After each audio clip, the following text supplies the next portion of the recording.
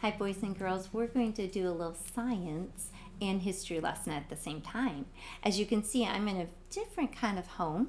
This is a picture of a home, a simple home from colonial times. Colonial times would be the times of our nation's history before we became the United States of America. We were 13 colonies owned by England, controlled by England.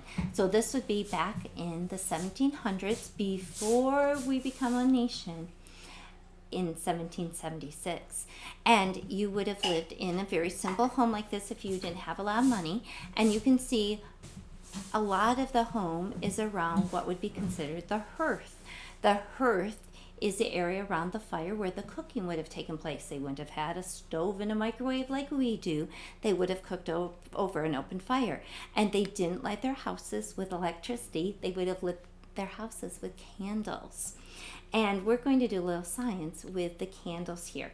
So if you try this out at home, make sure you have a grown-up. Remember, children are never to light candles on their own, only with a grown-up. You'll need a mirror or 2 mirrors to try this out.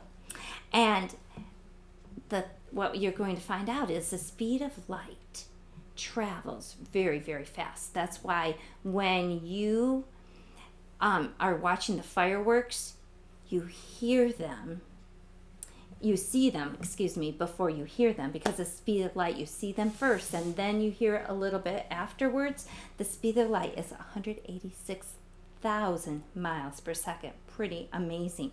Well, back to colonial times, and then we'll get to the rest of the science.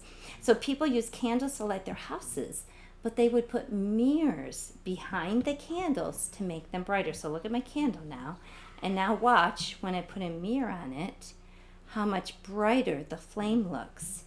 And that has to do with those light rays. They're traveling very fast, and when they hit something and bounce back, it increases the brightness. And you can even experiment